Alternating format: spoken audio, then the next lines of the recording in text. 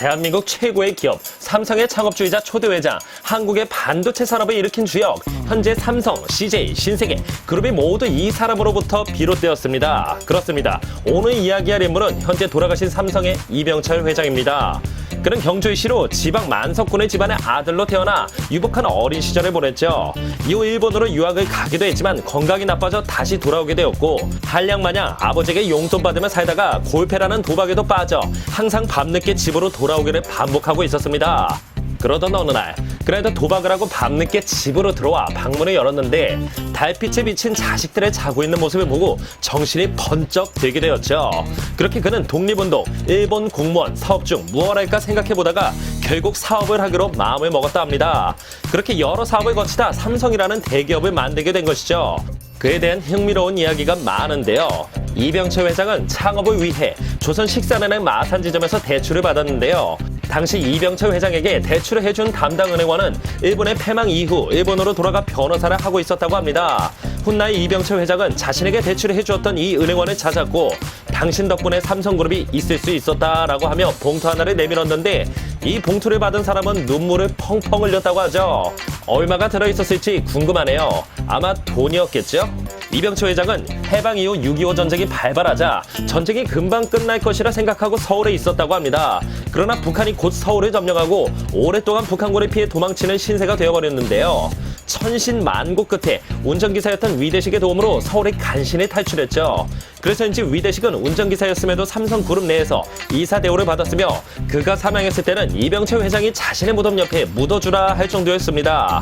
어느 날 유명한 관상가가 위대식의 관상을 보고 주인에게 충성하고 주인의 목숨을 구해줄 상이라고 이야기했는데, 위대식에게 목숨을 구해주고 나서부터는 직원 면접을 볼 때 관상을 봤을 정도로 관상을 중요시 여기기 시작했다고 하죠.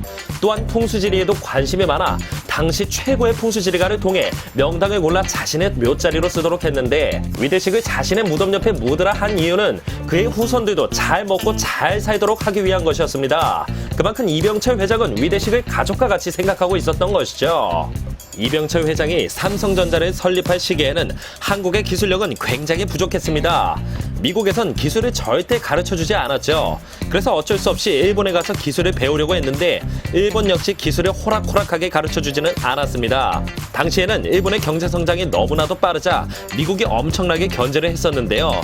그러자 박정희 정부에서는 한국의 인건비가 겁나게 싸니까 좀 간단한 조립 같은 건 한국에서 하라며 일본을 설득했고, 일본 기업들은 한국에 공장을 짓게 되죠.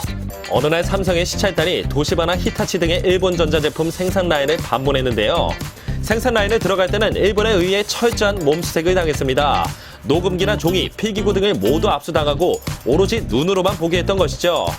그러자 이병철 회장은 시찰단을 엄청 많이 그리고 자주 보냈는데 개개인에게 할당량을 주어 모든 과정을 무조건 외워오라고 지시했고, 그렇게 빼온 기술력으로 현재의 삼성전자를 잇게 했습니다. 이병철 회장은 다른 재계 회장들보다는 여자 관계가 복잡하지 않았었지만 일본에는 두 번째 부인이 존재했었는데요. 장남 이맹희의 자서전에 의하면 이맹희와 이창희가 일본에서 유학하던 시절에 이 일본인 두 번째 부인 집에서 살았는데, 두 사람이 밥을 너무 많이 먹어서 생활비가 부족한 사태까지 오자 엄청 구박을 했다고 하죠. 그 이야기를 한국에 돌아와 어머니인 박도의 여사에게 말했는데 박도의 여사가 그녀의 행동을 괘씸히 여기며 욕을 했다고 합니다. 또한 가끔 인터넷에 이병철 회장은 이완용의 후손이다라는 인터넷 글이 떠돌 때가 있는데 그것은 잘못된 것이라고 합니다. 물론 이완용의 후손 중 이병철이라는 사람이 있긴 한데요. 동명이인일 뿐이라고 하죠. 애초에 이병철 회장은 경주이 씨이고 이완용은 우봉이 씨입니다. 특이하게도 현재 최고의 혁신기업 애플을 설립한 스티브 잡스가 1983년에 한국을 방문한 적이 있는데요. 이병철 회장은 그와 함께 사업에 대해 대화를 나눈 적이 있다고 하죠. 당시 스티브 잡스는 태블릿 PC를 만들고 싶어 했기 때문에 삼성에서 부품 조달이 가능한지에 대해 대화를 나눴다고 하는데요. 훗날 이병철은 스티브 잡스에 대해 그는 IBM과 맞설 수 있는 인물이다 라고 평가했다고 하죠. 이병철 회장이 입고 다니는 양복은 브랜드가 아닌 도쿄의 한 골목에 있는 양복점에서 맞춘 양복만 입었다고 전해지죠. 또한 그는 항상 워터맨 만년필을 썼다고 하는데요. 그런 걸 본받아서인지 삼성그룹과 범삼성그룹의 건물에서도 항상 독일제 티센크로프 엘리베이터만 쓴다고 하죠. 이병철 회장은 국보급 문화재나 골동품, 미술품들을 엄청 긁어 모았을 정도로 수집 광이라고 하죠. 다만 문화재들 중에는 도굴품으로 의심되는 것들도 꽤 많다는 소문이 전해집니다. 심지어 이 문화재 수집은 대를 이어 며느리인 홍라희에게 시키기까지 했는데요. 박물관이 만들어지기 3개월 전부터 매일 인사동에 가서 골동품을 사오라 시켰죠. 하루에 10만 원을 상한선으로 두고 골동품을 사오라 시켰는데요. 당시 대학 등록금이 5만 원이었던 걸 감안하면 매일 500만 원 이상의 골동품을 사오라고 시킨 셈이죠.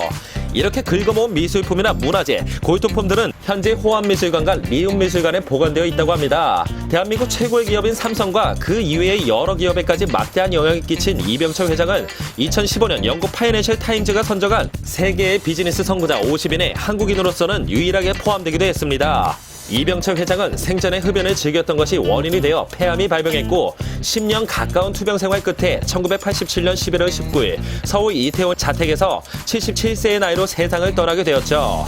현대의 정주영 회장, 배우의 김우중 회장과 라이벌 관계로 한국의 경제를 크게 일으켰던 인물 이병철 회장에 대한 이야기였습니다.